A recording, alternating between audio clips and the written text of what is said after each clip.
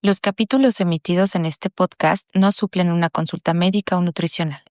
Tampoco posicionan una postura o tratamiento.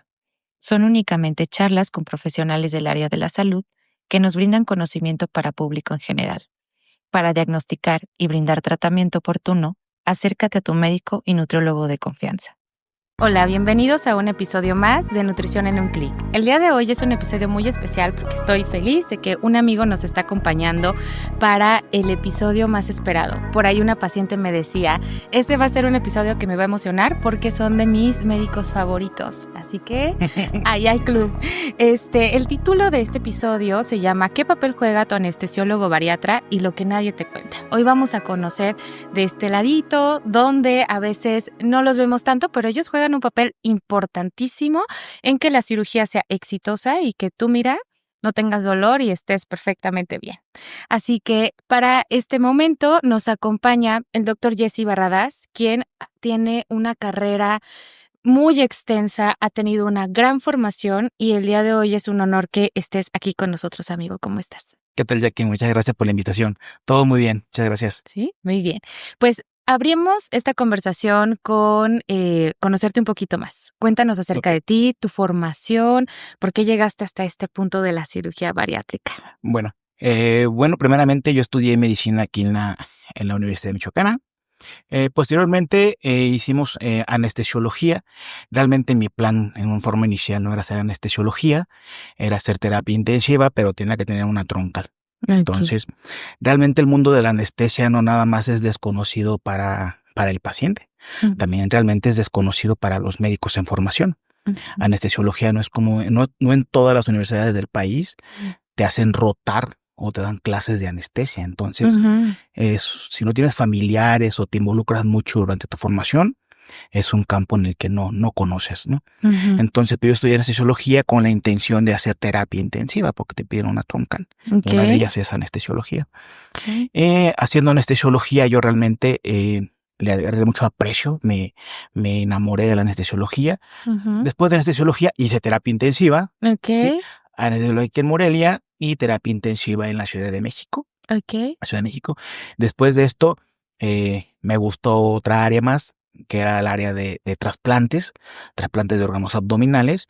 Y bueno, ahí buscando y haciendo exámenes y eso, fui aceptado y realicé parte de trasplante de órganos y ecografía en Barcelona, en España.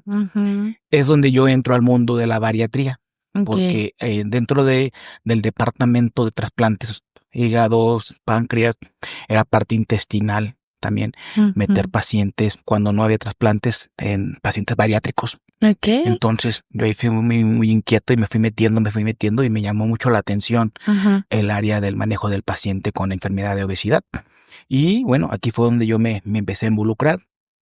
Cuando regreso yo a Morelia, un gran amigo que es uno de los grandes bariatras de aquí de la ciudad, sí, nos conocemos desde hace muchos años y empecé a involucrarme con él en su equipo de trabajo y bueno, de ahí fue donde empezamos más cursos, talleres y bueno, involucrándonos más al área de cirugía bariátrica, que realmente es un campo complejo, ¿no? Que ya iremos platicando de eso. Pero fue la forma en que yo llegué al mundo de la anestesia bariátrica. Súper, sí. Es muy interesante y esto es importante porque justo, no sé, uno tiene algo en la mira y tú dices, mi punto es que yo quiero llegar ahí.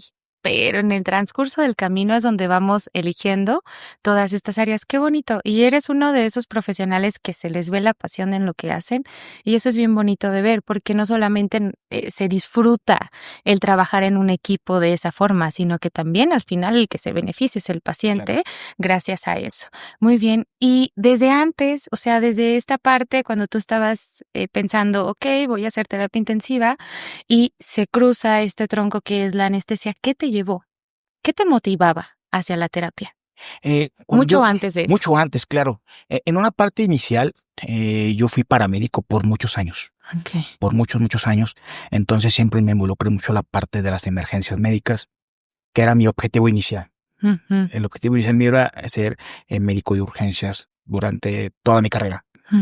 Cuando yo termino la carrera, tengo una oportunidad de trabajo aquí en el hospital, aquí en Morelia, en el Hospital Memorial, que en ese tiempo era un hospital clave en atención del paciente traumatizado. Okay. Entonces tuve la oportunidad de trabajar en ese hospital donde excelentes médicos continúan con mi formación, ¿sí? Y en uno de esos médicos había un grupo con un intensivista élite, o sea, entonces yo decía, yo quiero ser Aquí. como ese doctor, ¿no? Okay. Entonces, y hasta el momento, o sea, es un icono para mí en cuanto a terapia intensiva. Yo decía, no, es que la terapia intensiva es genial. Entonces allá mi switch cambió de urgencias médicas a terapia intensiva, ¿no? Okay. Fue por el cual yo me involucré a este mundo de la terapia intensiva, pero con el troncal de que tenía que hacer yo algo, porque aquí en México no hay entrada directa. Okay. En otros países sí, pero en México no hay entrada directa, tienes que hacer un troncal. Okay. Sí, que puede ser, una de ellas era urgencias, anestesia o medicina interna, pero por cuestiones de ahí del destino y esas cosas me inclino un poco más hacia la anestesia.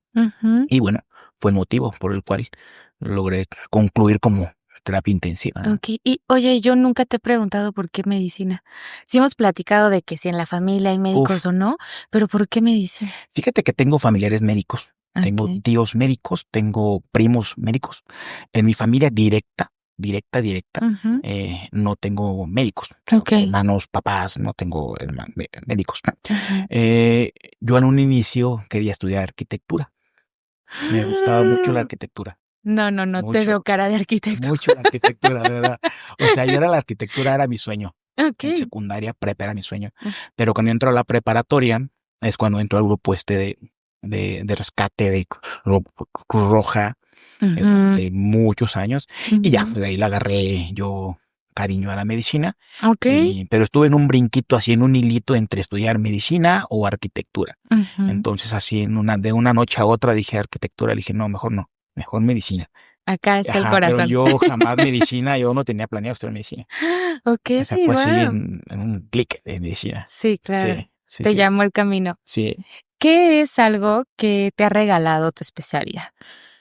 Yo creo Algo que que honres. ambas. Yo creo que la parte de anestesia y la parte de terapia intensiva son dos especialidades que pueden ir de la mano, pero que son a la vez diferentes. Anestesiología es un mundo donde nadie te ve. O sea, anestesiología nadie te ve, eres como alguien oculto, ¿sí?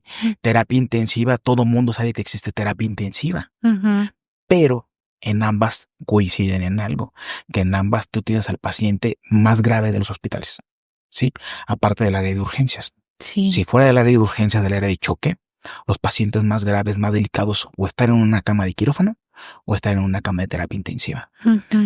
Son las tres áreas más graves de un hospital. Sin embargo, entonces tener la fortuna de poder trabajar en dos de ellas, sí, y que en una de ellas es inducida muchas veces porque son cirugías programadas, el paciente no tiene ninguna enfermedad grave, entonces es agarrar al paciente sano, llevarlo a un estado crítico y regresarlo a lo más sano posible.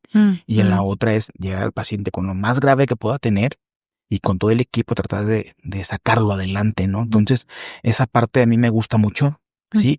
Y la parte en cuanto a la parte de anestesia es que luego le digo a mis residentes y a la gente con la que trabajo es que la anestesia debe de ser el proceso más bonito para el paciente. O sea, más bonito porque es la parte que tú le vas a brindar para que él esté tranquilo, para que él esté seguro, sí, que no le duela ni durante ni después y muchas otras cosas, ¿no? Entonces, es la parte bonita que tiene la anestesia. Claro, ¿sí? Para que no quede como un evento traumático en su vida. Por supuesto, sí. Tanto sea una cirugía programada o sea una cirugía de urgencia, ambas tienen que determinar igual que el paciente salga lo mejor posible y sin ese efecto, como bien dices tú, traumático, ¿no? De lo que es entrar al quirófano. Y hablando de esto, ¿qué paciente o qué caso te ha impactado? Mira, ha habido algunos pacientes, tanto bariátricos o no, pero muchos que coinciden ambas, un paciente traumatizado con una obesidad grave, sí, 150, 160 kilos, sí, era un paciente con obesidad severa que tenía una lesión en pelvis. Entonces, tanto para el equipo quirúrgico era muy complejo llegar a operar esta pelvis. Y yo fue como yo me topé de frente realmente con lo que era la realidad de un paciente con enfermedad de obesidad. Y si te das cuenta de que esto, a ver, algo aquí tienes que aprender más, ¿sí? Tienes que aprender más porque este paciente no es un paciente cualquiera. Sí, no es un paciente que ves diariamente en la residencia, ¿no? Que te formas, ya no, eso te cambia, te golpea la mente, sí, afortunadamente no fue bien, pero sí te deja esa parte que es tú, a ver, a partir de ahora, esto tiene que cambiar en cuanto a la manera de atender a tus pacientes Sí. con esta enfermedad de obesidad. Sí, claro, la inflamación no es la misma. No, es Cada paciente totalmente, es un sí, mundo. claro, sí, Sí, sí. sí, claro. No, eso es algo muy importante y que es necesario también que podamos nosotros dar el espacio justo aquí para que los pacientes puedan ver, todo esto está haciendo el doctor Claro. en esa área específicamente. Muy bien. ¿Cuál es el rol exacto de un anestesiólogo bariatra en el quirófano? Claro. No, de hecho, nuestro trabajo empieza a veces desde antes, pero dentro de quirófano es desde el posicionar al paciente. O Sí. sea, cómo posicionarlo, ¿sí? Tanto para iniciar el manejo con nosotros, saber las dosis de medicamentos. Estos cambian. De algunos medicamentos van a cambiar, ¿sí? Tanto su administración, su dosis.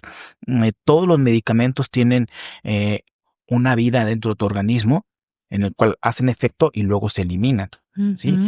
Entonces, todo eso tienes que calcular, tienes que tú ver que la cama esté en buena posición, que sea una cama adecuada para la cirugía. Sí, Híjole, que eso es bien sí, difícil, no muy en todos los difícil, no todos los hospitales. hospitales. Entonces, tú tienes que hacerlo porque tú entras antes que todo el equipo. Ujú, Entras antes que todo el equipo y te vas después de que todo el equipo. ujú, Entonces, al entrar antes, esta es tu responsabilidad, ver que la cama esté bien posicionada, que sea la cama adecuada. Y si no, avisarle al equipo quirúrgico, sabes que desde la cama no está bien. ujú, Al paciente entró con algún accesos de tos, entró con presión alta, baja, ujú. antes de empezar el procedimiento, Okey. ¿sí? Niveles de glucosa, si tiene alguna alteración del riñón, del pulmón, Ujú, todo eso tienes que verlo, obviamente, verlo ujú, desde antes, pero dentro de la sala también es ver que lo que viste antes no ujú. haya cambiado a lo que estás ya dentro de quirófano, Okey, ¿sí? sí. Esa parte de monitorizar la presión arterial, la parte de la electrocardiografía del corazón, que esté bien, Mm, que su pulmón tenga una buena saturación. En la actualidad contamos con más dispositivos como es la colocación de electrodos a nivel de cuidados neurológicos ujú, para ver que también tu anestesia esté en un nivel adecuado, mm, que no esté ni muy alto ni muy bajo el nivel anestésico. ujú. Entonces es parte de lo que hacemos nosotros dentro de el área quirúrgica y en el paciente con enfermedad de obesidad, aún más todavía porque se afecta la función renal, se afecta la función hepática, la función pulmonar, ¿sí? Y Sí. uno pensaría como el paciente tiene a lo mejor un mayor volumen por esta Ujú. enfermedad, pero realmente dentro el pulmón no es más grande, el hígado se hace más grande, pero por otras cosas, pero no porque por el volumen sea más grande, el Claro. corazón, ¿sí? No porque Entonces, funcione mucho mejor siendo exacto, más grande. entonces tiene que trabajar Ujú. para otros volúmenes de tejido muscular, de tejido graso. Entonces, todo eso afecta la función basal normal de alguien, a lo mejor con un peso más adecuado, ¿no? Entonces, eso Claro. cambia, sí. Claro, claro. Y que aquí, por ejemplo, igualmente pensamos que no hay nada compensado, pero a veces nos llevamos la sorpresa que en toda la el protocolo preoperatorio, al realizar estudios también de laboratorio, vemos, bueno, ya está comprometido este órgano Así también, es, esta función también, y todavía hace el escenario mucho más complicado. así es. En este caso, ¿qué riesgo existe cuando no hay experiencia en este tipo de pacientes? Fíjate que muchos eh, a veces dicen que a veces haces cosas sin saber o conocer, ¿no? Y te avientan. No, sí, pasa un paciente para una cirugía. No, sí, yo No pasa voy. nada, no Y a pasa lo mejor nada. en tu residencia no tuviste la formación adecuada, ¿sí? Y Ujú, que llega a pasar en muchas cosas, ¿no? ¿Qué pasa? Que te lleva la sorpresa tan solo desde que tú haces la dosis de medicamentos. Son dosis diferentes. ujú, Entonces tu organismo funciona diferente. Entonces ujú. tú tratas de pasar la misma dosis de un medicamento a alguien que tiene un peso de 60, 65 kilos, a alguien que tiene un peso de 180, 200 kilogramos, ¿sí? Sí. Son dosis o que las estás calculando mal, porque aunque el paciente tenga mucho peso, no todos los medicamentos se calculan a un peso de ese tamaño, entonces se Ujú. necesita ajustarlos desde Sí. esa parte. Segunda parte, el manejo de la vía aérea. Mm, El manejo de la vía aérea de un paciente con obesidad es una vía aérea sumamente compleja. Sumamente compleja. Tienes que usar dispositivos especiales con video, ¿sí? O algún otro que te ayude a ti a manejar la vía aérea. El cómo posicionar a tu paciente antes de intubar al paciente, qué mm, tipo de tubo vas a usar, cómo lo vas a usar. ujú, Es nuestra segunda fase. Sí, en el okey. monitoreo, brazaletes especiales, sí, monitores especiales, Sí, todo, cuando no todo queda el eso. brazalete, ¿cómo vas Y a es que no me toma seguirlo? la TEA, y es que no la registra, claro, es un brazalete diferente, Claro. ¿no? Otra, vamos por fases, ¿no? La siguiente fase es la ventilación mecánica. Sí, cuando tú le das anestesia general al paciente, lo conectas a una ventilación mecánica, sí, en el cual el ventilador no funciona igual con alguien de determinado peso, ¿no? Una masa corporal de 25, 27 de IMC, alguien que tenga 70, 80, 100 de IMC, son diferentes funciones ventilatorias que tienes que saber, porque luego se aumentan las presiones intrapulmonares, aumentan las presiones y tú no sabes cómo corregir esto. Por estar moviendo una cosa u otra, provocas daños pulmonares también que tienes que tener en cuenta. A lo mejor trabajas con presiones más altas, pero te da miedo trabajarlas porque no sabes, pero te das cuenta que te responden a unas cosas y a otras no te responden tanto, ¿no? Claro. La posición del paciente. La posición del paciente también te altera el metabolismo, te altera la mecánica circulatoria y la mecánica pulmonar del paciente. Entonces también la posiciones a veces depende del tipo de cirugía, pero muy distintas a que el paciente está acostadito. Exacto. Son posiciones diferentes. Claro. Sí, hacen presiones con cintas que se colocan para que el paciente no se desplace. Hacen presiones con la insuflación a nivel intraabdominal. Ya tenemos una compresión pulmonar del peso y luego inflamos más el abdomen, otra compresión todavía más. Entonces todo eso sí son sistemas que tienes que estar preparado sí o sí, no puedes aventurarte, ¿sí? A que tú manejas todos los días, manejas tu vehículo, manejas, no sé, tu vehículo sedán normal y de repente llegan y te dan las llaves para manejar un Fórmula 1, ¿no? Te vas a estampar en la primera curva. Claro. O sea, te estampas en la primera curva si no tienes experiencia. Claro. Algo comparado podría ser esto, ¿sí? En cuanto a hablar a la velocidad, hablar a la intensidad de manejar un paciente de este tipo. Es correcto. Y todo depende también, incluso se va complicando probablemente por el tiempo quirúrgico. Claro. ¿No? Y que ahí también incluye en la preparación. Normalmente llevan una dieta previa a la cirugía para evitar y tratar que esta grasita visceral sea todavía menor y va a facilitar, sobre todo la cirugía, va a disminuir el tiempo quirúrgico, la estancia intrahospitalaria también es muchísimo menor, entonces ahí eso es importante. Claro. Y es muy importante que si el paciente la lleve y que uno conozca que si la lleve, porque no pasa nada, de todas maneras ya me voy a operar. Exacto. Pero no, o sea, realmente impacta todo, o sea, desde el hígado.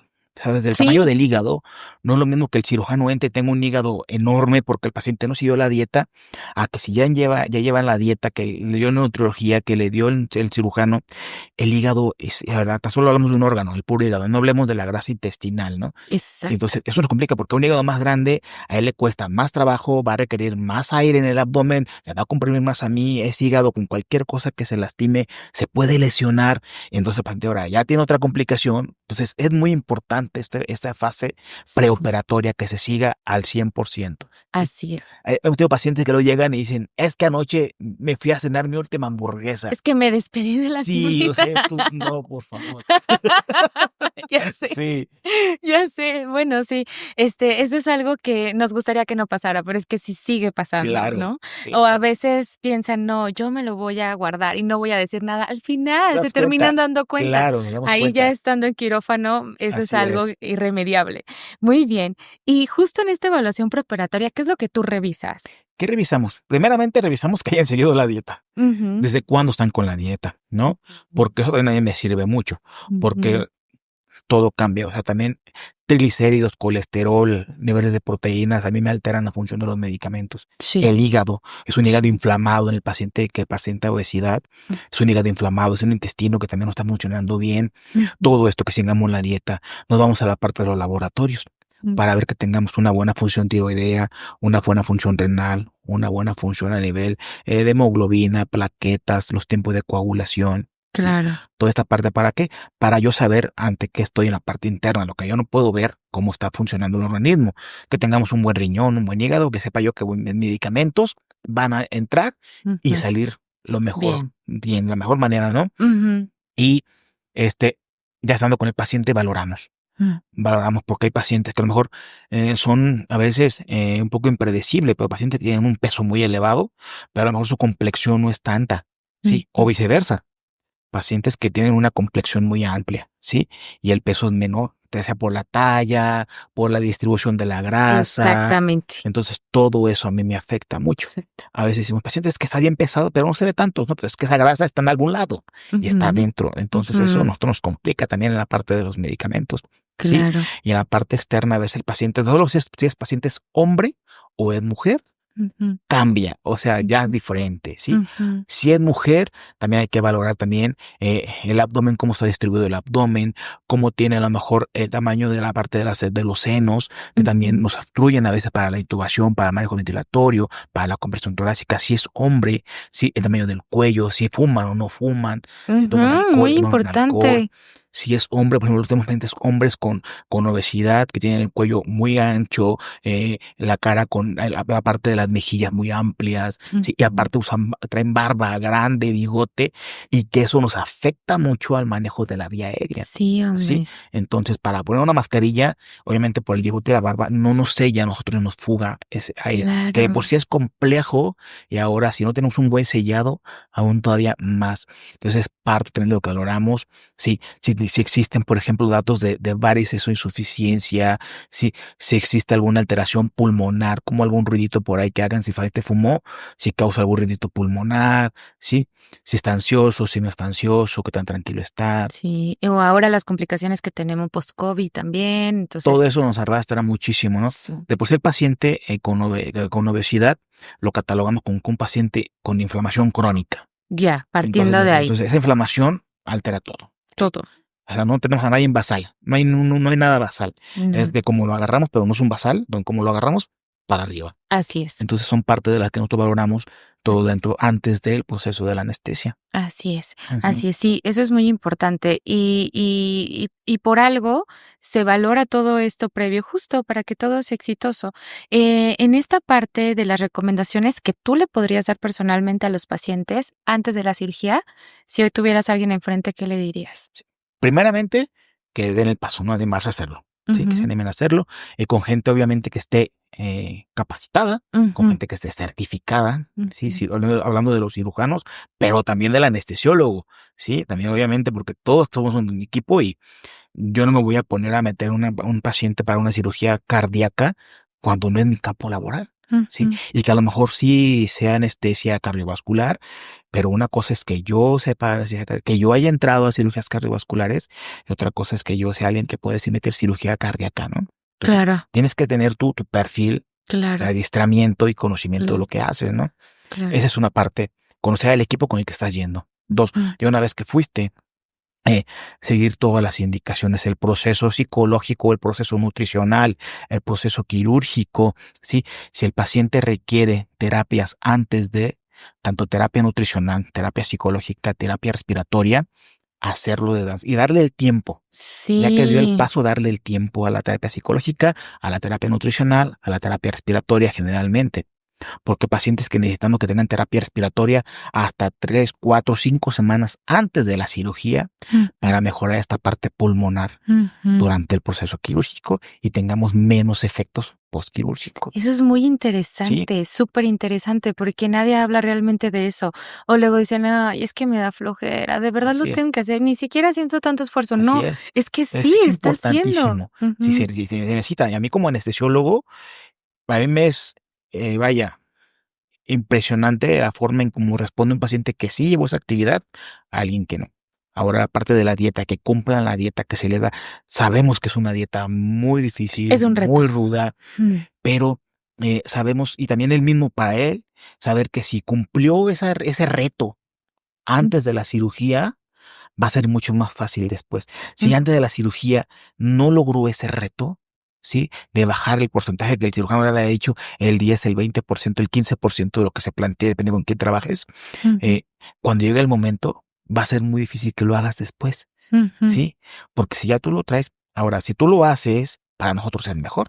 Menos inflamación, menos daño pulmonar, menos daño hepático, ujú, más campo visual para el cirujano, ujú, menos reto pulmonar para nosotros, reto cardiovascular para nosotros. Entonces ujú, esa parte es muy importante, la ujú. parte del proceso nutricional. obviamente, pues tú eres experta en esto, sabes que es importantísimo. O sea, Ujú. no nada más el que tú se lo des, sino que el paciente lo haga. Exacto, exacto, Sí, que el exacto, paciente lo exacto. haga, porque de verdad es muy rudo. O sea, nosotros lo vemos y son dietas nada fáciles, ¿no? Líquidos claros Sí, o sea, únicamente un previo. paciente que llega a comer 3.000, 3.500 calorías al día y que se lo bajan a 1.000, 1.200 calorías al día. Y eso eh, sería lo máximo. sí, o sea, Normalmente el promedio de líquido claro son 400, 600 entonces en calorías los por últimos día. días esto y vaya, o sea, eso es entonces, de verdad, alguien que se animó a hacerlo, que lo haga de esta manera bien y le va a Ujú. ir mucho mejor después esta parte estética, que deje el tabaco, Ay, que deje el alcohol, así mínimo unos 3 meses antes, ¿sí? Que vaya así como de ya, no más, unos 3 meses antes,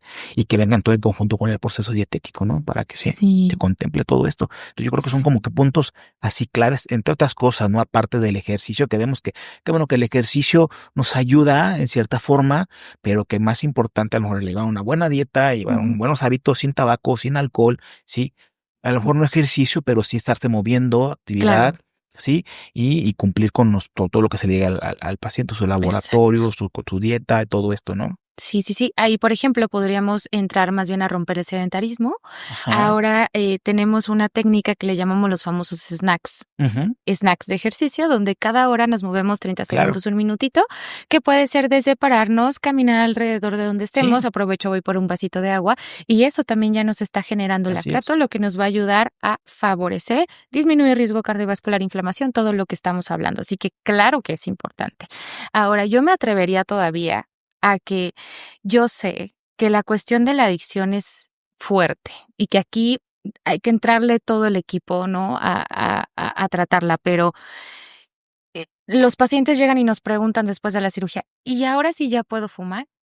¿Cuándo? O sea, ya pasó un mes, ¿ya ahora sí ya puedo?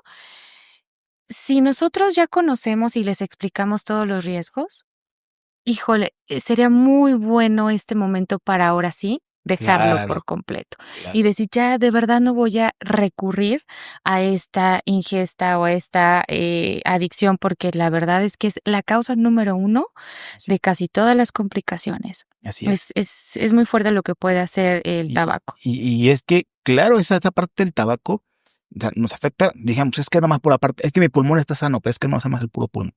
O sea, el humo entra al estómago en forma directa y altera en la circulación, la parte de la circulación, la cicatrización, ¿sí? Ujú. Este proceso de estrés continuo con todo lo que contiene el cigarro, ¿sí? Entonces, todo esto es como que seguir. O sea, que ya no como tanto, pero ahora fumo. O sea, ¿dónde está el beneficio, no? Claro, claro, claro, Ajá, claro. entonces, Sí, sí, sí. La sí, transferencia de las adicciones, ahí así ya es, también entra psicología en la parte del equipo, pero sí, sí es muy, muy importante. así es. Y durante la cirugía, ¿qué tipo de anestesia se utiliza? Mira, se pueden usar, depende mucho del procedimiento que se vaya a hacer. Ujú. Eh, existen desde anestesias regionales, sí, existe Ujú. lo que se llama anestesia neuroaxial, que son de las que conocemos que van en la espaldita, ¿sí? Okey, ajá. O anestesia general, Ujú, ¿sí?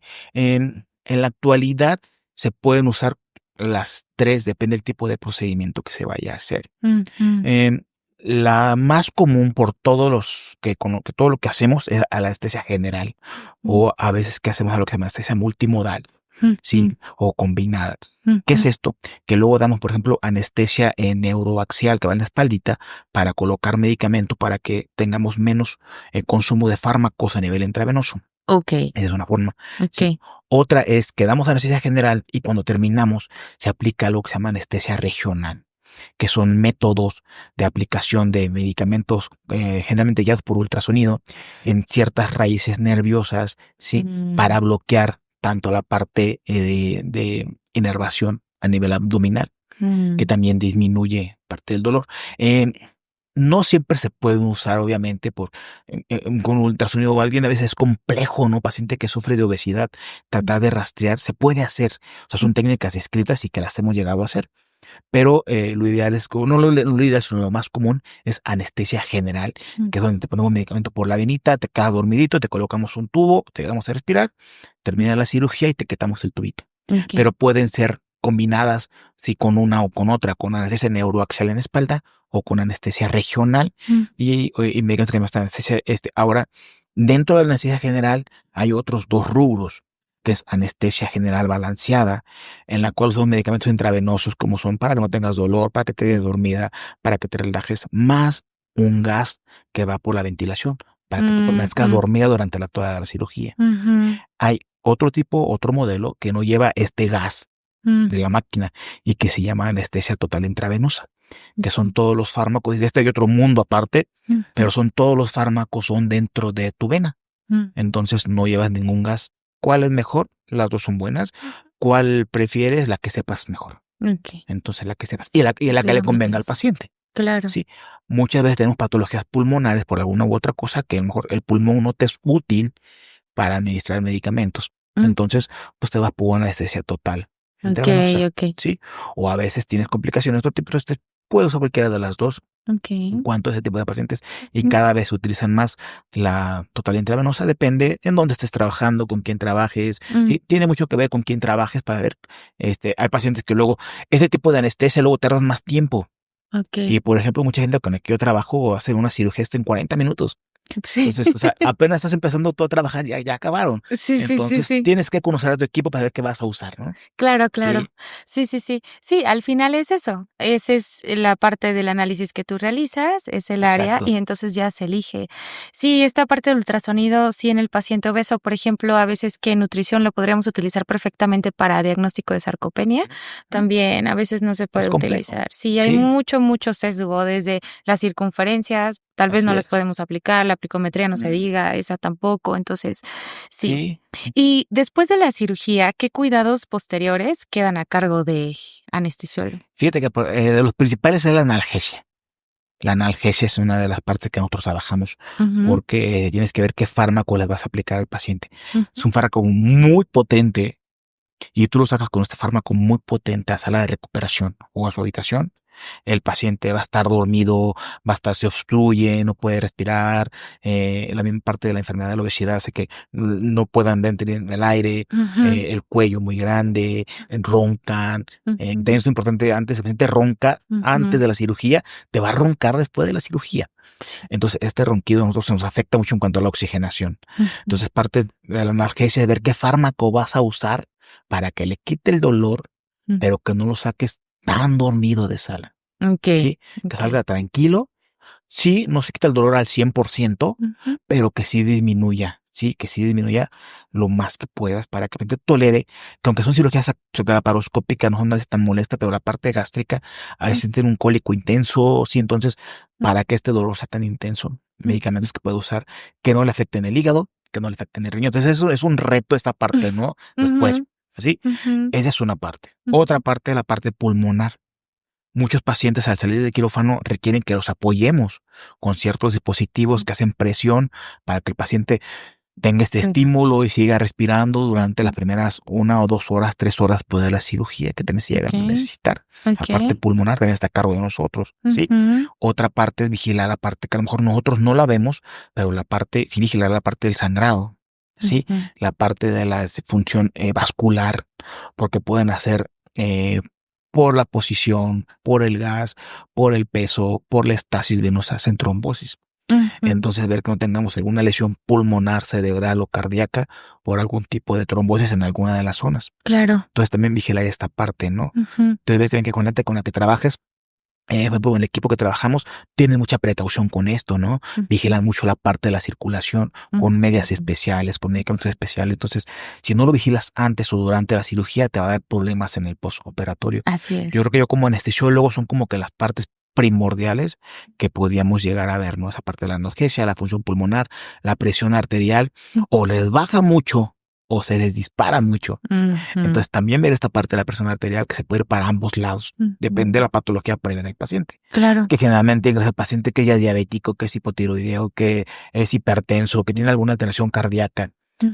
Todo lo que arrastró durante, no sé, 15, 20 años con el proceso de obesidad y que repercute en algo. Claro. Repercute. Entonces, son como que los cuidados post-anestésicos primordiales, entre otras cosas, primordiales que nosotros nos compete o debemos estar al pendiente con el grupo quirúrgico. Justo posterior a la cirugía. Muy bien. El vómito. El vómito es muy importante. Sí. El vómito y bien común también. Es muy común, es muy difícil, es muy complejo, tanto para el paciente como para nosotros, porque el paciente puede broncoaspirar a la parte del vómito, está bien dormido, vomita, la parte quirúrgica también, se aborda el estómago, aborda el intestino, entonces irrita, lastima. Entonces, ver toda esta parte para el posquirúrgico, la parte del náusea y vómito también es parte de nosotros como anestesiólogos. Okay. Muy bien, amigo, una pregunta muy personal. ¿Cómo le haces para emocionalmente, no sé, llevar a cabo esta paz, esta salud mental? Porque los pacientes críticos absorben mucho. No hay salud mental realmente. ¿Verdad que no? No, ¿verdad que no? que algo que a mí a lo mejor me da un cierto respaldo personal es dentro del quirófano, la parte de terapia intensiva. Entonces, que a lo mejor logras dar un poquitos cosas, detalles, una parte de evitarte a lo mejor a veces estrés, es estar un paso adelante. Sí. Que luego con la gente que trabajo le digo, oye, voy a ponerle esto, pero lo voy a poner porque lo va a pedir. Entonces, obviamente eso no quita que mi corazón esté a 150, ¿no? Sí. O que veo que están sangrando, ¿no? Y empiezo yo a ver cómo está la vía, que si pasa la vía, que si es experto, que no tiene, que tengo un sedado, cuánto tiempo llevamos, cuánto les falta. Entonces, esa parte emocional, no, sí, o sea, sí te desgasta. Sí, la anestesiología es una de las carreras más estresantes. Sí. Más estresantes, con alto índice de depresión. Sí, eso es muy estresante. Aunque tú lo veas ahí con el típico dibujito del anestesiólogo, es que está sentado en su banquito con su café. Ah, sí, o que tienen gorros quirúrgicos increíbles. Sí. Eso es como que el flow, ¿no? Pero la verdad es que el estrés anestesiólogo. Hablo del anestesiólogo que se preocupa, porque hay anestesiólogos que llegan realmente, como en todas las especialidades, como en todas las carreras, pum, lo hacen y se olvidan del paciente, ¿no? Entonces, pero alguien que trabaja, o sea, hablo de la gente que sí se preocupa, compañeros míos, que se preocupan por pacientes, que están al pendientes y que algún cambio y que esto y que cómo está la saturación y que sí está orinando, entonces eso te desgasta. ¿Y tú para ti? ¿Cómo lo drenas? No lo puedes drenar, tal vez, pero buscas momentos aprendes de ocio, quizá después. Sí, por ejemplo, a mí me gusta solo salir y por un cafecito, ir al cine por la tarde me distrae, sí, que te relajes, ¿no? Es parte del estrés, sí. O ponerte a leer un poquito de algo. Y dices, ¿qué? ¿Por qué? Pues, sí, porque me distrae. O sea, yo ponerme a buscarlo y ponerme a leerlo me distrae. Te saca de la realidad un poquito. Pero sí, durante el quirófano sí es muy estresante. Obviamente es demostrar que no estás estresado dentro del quirófano y no decirle al cirujano, oye, es que está pasando esto, lo otro. Sí, lo otro día me pasó en una cirugía. Estábamos en una cirugía y ya una cirugía muy larga y terminamos ya. Yo acá en lo mío, ¿no? Pero así súper trabajando. Y el cirujano pues en lo suyo también allá, pero cada quien de su lado de la mallita que ponemos, ¿no? Terminamos y yo pasando sangre y medicamentos y todo, y el cirujano sí. Y terminamos la cirugía y me dice, ¿cuánto sangró? Le digo, sangró como 2 litros, como 2000 mililitros. Sí, ¿por qué no me dijiste?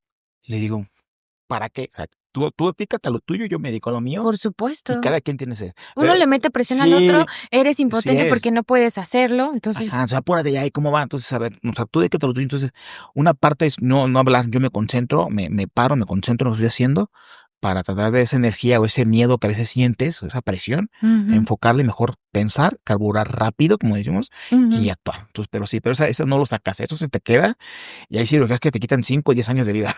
Oye, sí, y terapia intensiva, ¿cómo le haces esos días? ¿No duermes? En terapia intensiva, fíjate que es diferente el estrés. ¿Lo sientes diferente? No te entiendo. Sí. Él también sabe que es diferente. Sí, es diferente el estrés en terapia intensiva. Sí, es muy diferente porque la población de pacientes es diferente. El paciente ya te llega muy grave. Entonces tu intención es luchar contra ese paciente que ya te llegó grave, ¿no? Pero a veces en cirugía el paciente entra pues relativamente sin nada más que lo ponga en riesgo, pero tú en quirófano lo duermes, lo noquea, le quita la presión, le quitas el pulso, la respiración, lo abren y tiene que salir casi como cuando entró. Sí. Entonces es mucha presión. Es muy diferente a terapia intensiva la presión. Muy diferente a terapia intensiva. Sí. Ay, pero sí. Valoren mucho a sus médicos, por favor. Entonces, sí, pero el estrés no lo saca, se queda adentro. Sí, no. Y se empiezan a brotar con pelitos blancos. Claro. Y te lo llevas a tu casa. Sí, luego a veces, la verdad es que a veces mi esposo me dice, Jacqueline, es que ¿qué tienes? Y yo, es que estoy preocupada. O sea, es que estoy pensando, a veces yo me duermo y en el sueño digo, ¿qué es este paciente? ¿Cómo le hago? Así. así le voy a hacer. Ajá, así Esto, es. me despierto y a veces lo anoto rápido y ya puedo seguir con el sueño, pero es que sí te lo llevas a tu Sí, casa. muchas veces la familia te dice, no traiga los problemas del hospital a la casa. O sea, eres tú mismo, no es, Es no es imposible. que seas tú dos, eres tú Exacto, mismo, es tu misma mente, es tu mismo cuerpo, eres tú. exacto. Entonces, Hay actos simbólicos que sí se pueden hacer que a veces ahí nos han compartido, por ejemplo, que dicen, bueno, cuelga la bata, ajá, haz simbólicamente que te lava las manos, etcétera, pero sí te lo no, te llevas. lo llevas. Eres Sí. tú, Y más, solo. mientras más entregado te das tu trabajo, más te lo llevas a tu casa. Ok, perfecto. ¿Cómo podríamos definir una anestesia exitosa? Que tú dices, ok, esta anestesia que hoy Yo, di, bien, esto es, miren, pónganle aquí aquí está. una estrellita. Yo creo que esta parte, ¿no? Que tu paciente despierte bien, Ujú, despierte rápido, ujú, sí, que durante el proceso quirúrgico no tengas ninguna incidencia como que a lo mejor tus medicamentos fueron o de más, que te alteraron la presión, la función cardíaca o de menos. ok, Exista lo que se llama despertar intraoperatorio, ujú, sí, que a veces el paciente por las dosis, porque no conocemos los metabolismos de la persona con obesidad, volvemos a lo mismo del inicio, no sabemos calcular la dosis de medicamentos, decimos no, no ocupan nada cerebral, no ocupan nada de monitoreo, así, o sea, es como si tú agarraras tu sopa, la pides en el restaurante y agarras y le pones medio frasco de sal. sí, ¿Por qué le sí. pones tanta sal? Es que está insípida. ¿Cómo sabes si no la has probado? Mm, Entonces, algo así es yo ponerle medicamento al paciente y tenerlo monitorizado. mm, Entonces, ¿y por qué no lo monitorizamos? Porque desconocemos, ¿no? Porque ujú, desconocemos esta área. Entonces, ujú. si no tenemos unas buenas dosis, el paciente puede despertar durante la cirugía y que a lo mejor no te das cuenta, pero el Y, paciente escucha. y, y no solo escucha, también puede llegar a sentir. Puede llegar a sentir y Ok, ambas, ¿sí? ok, Te da alteraciones abdominales, te da alteraciones en la frecuencia cardíaca, entonces puede despertar y a lo mejor tú lo duermes, ok. pero eso que la gente despierta, dice, es que yo me acuerdo de la cirugía, pero estabas dormido. No, estabas despierto.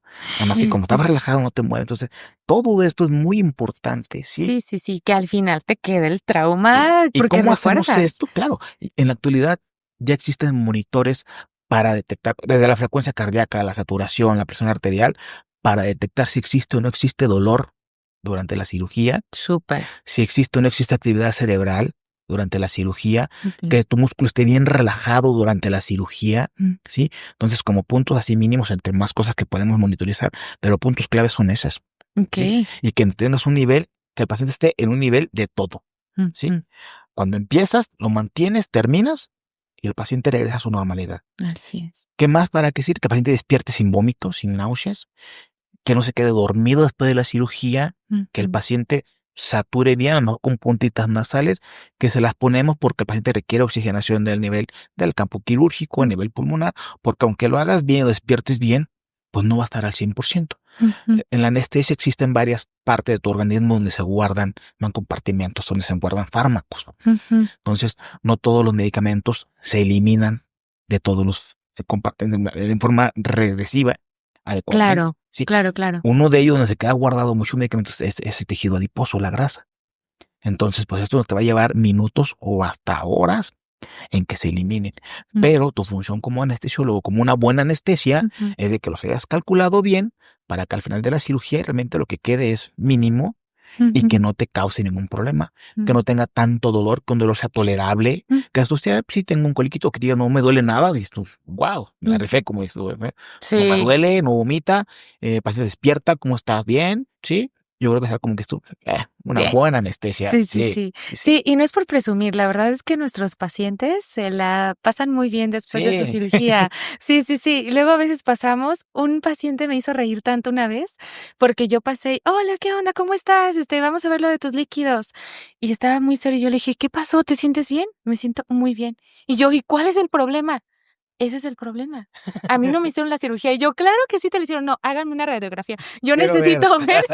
Que sí, operado, Sí, claro. y me dio tanta risa y siempre lo recuerdo, y así, y la verdad es que los vemos, ¿y qué onda? Y felices, riéndose, de eso se trata, ¿no? Sí, claro. Entonces, la verdad es que eso es algo muy bonito, y que tengamos a Jessie en el equipo, eso es algo extraordinario. No, gracias. Muy bien, amigo. Bueno, para cerrar, me encantaría que si hay algo que tú quisieras agregar, algo que piensas que nos hizo falta comentar, este es el espacio. No, yo creo que, bueno, abordamos puntos claves y algo que nomás como recapitulando todo, que el paciente, si ya se decidió que debe de hacerlo, en buscar la manera, ¿no? De mejorar su su forma de vida, si ya se decidió que sea, o que es candidato, o que es su única alternativa final de todo lo que ya hizo, la cirugía bariátrica, que lo haga bien, que siga en la terapéutica, tanto de cirugía, de psicología, de nutrición, para que cuando llegue con nosotros, llegue bien preparado, lo agarremos bien, nos lleva a un buen proceso quirúrgico, lo más ameno posible, y un postquirúrgico, pues ahora sí a darle para que en un futuro, pues ya disfrute en forma más plena, ¿no? Lo que ha estado buscando. Así es, Sí, así yo es, creo que sí, se claro. logre la calidad y la esperanza de Así vida, es. que es el motivo Es que el lo motivo. lleva Y, a que, hacer y más que nada, decisión. porque con estas cirugías, ya el bariatra cirujano decidirá cuál conviene más. Se logran arreglar problemas cardíacos, metabólicos, diabetes, hipertensión. Entonces, dependiendo de su patología, si es que puede repercutir. No siempre repercute, pero muchas veces sí, por ejemplo, el problema diabéticos. Sí, Pacientes hay remisión. remisión total, problemas con la insulina, remisión total con la cirugía bariátrica. Así es. Entonces, es una buena opción, digo, mejor sufrir en el aspecto de que por la dieta, la cirugía y estas partes, ¿no?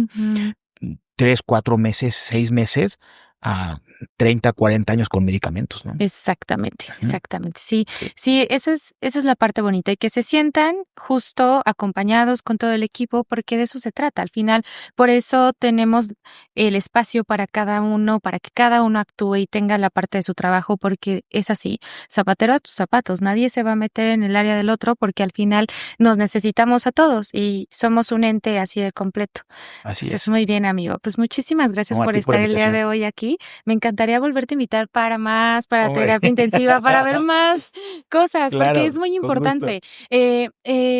Hay cosas que creo que se mencionan de una forma distorsionada en las redes sociales. Sí.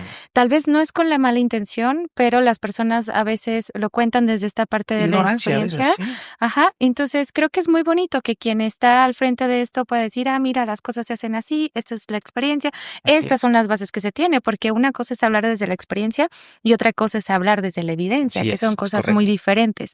Entonces, bueno, ¿dónde pueden encontrarte en las redes sociales para consultar contigo, mandarte un mensajito? ¿Dónde pueden Claro que sí. encontrar? Bueno, mira, en Instagram estamos como Jessy-Barán, con B grande y M al final. Barán. Ujú. Sí, cualquier cosa, y bueno, estamos para contestar mensajitos. Y pues igual manda mensajito y para si tienen alguna duda o algo, mi WhatsApp. Y Ujú. contestamos. El número de WhatsApp es 4431 001794. Sí, Ujú. un mensajito por ahí, contestamos alguna duda que tengan. Sí, y bueno, conectarlos con ustedes, con la parte nutricional, con la parte bariátrica, o dudas personales con anestesia. O algún Sí, equipo que te quiera claro, contactar también. es correcto. Aunque estamos cotizados, les Aunque advierto. bueno, y son muy celosos. Les ¿sabes? advierto. Pero bueno. Sí, muy bien. Por favor, compartan este episodio con todos sus amigos, con personas que les interesa, que están en el camino bariátrico. Y no olviden de seguir al capítulo en el podcast que está en todas las plataformas, YouTube, Spotify, en TikTok también lo podemos encontrar como Nutrición en un Clic y en Instagram como nutriólogaclínica.jacqueline. Muchas gracias por escucharnos. Gracias, hasta luego.